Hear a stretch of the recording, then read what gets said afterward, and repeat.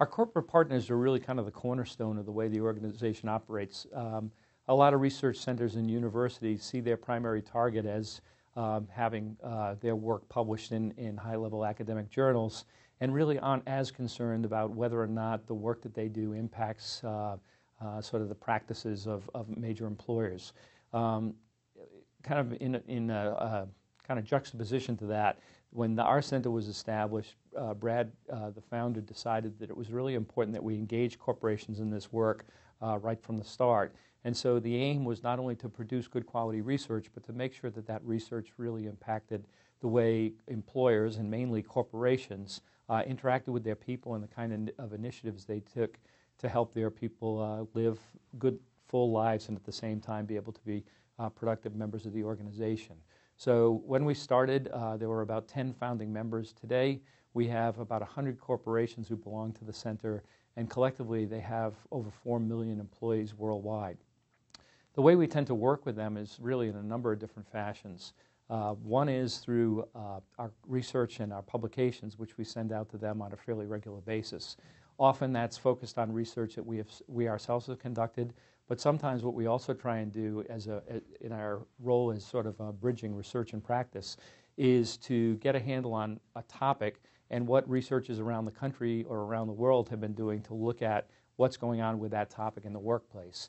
And so oftentimes our publications focus on our research, but sometimes it also synthesizes the research of others and puts it out to our members in what we think is a very digestible and accessible fashion. Second thing we do, and probably the thing we're best known for, is we do what we call roundtables. We have a global roundtable that meets once a year and a national roundtable that meets twice annually. These meetings typically run between 2.5 and 3 days.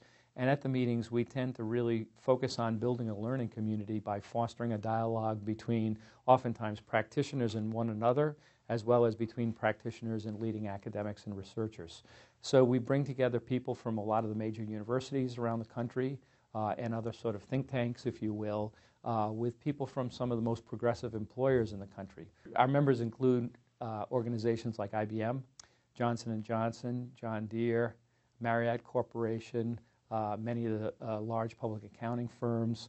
So we really have people that represent a broad cross-section of industries within the United States and a number of companies from outside of the United States who are really interested in seeing how do other leading companies handle these kinds of issues, what approaches are they using, how effective have they been, and what's been its impact not only on increasing the levels of morale within employees, but also in things like increasing productivity, increasing employee engagement, reducing cost structures, and so forth. So our roundtable meetings, which occur, as I said, about 3 times a year, tend to do a very good job of having people or providing people with an opportunity to have a face-to-face dialogue on these kinds of issues.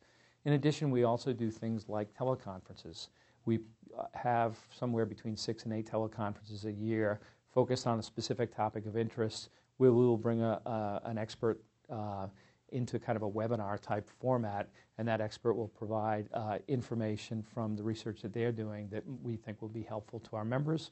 Or sometimes we ask our members to be part of the panel on those webinars and share best practices that they're engaged in things like employee network groups or affinity groups, women's advancement programs, or employee health and wellness kinds of issues.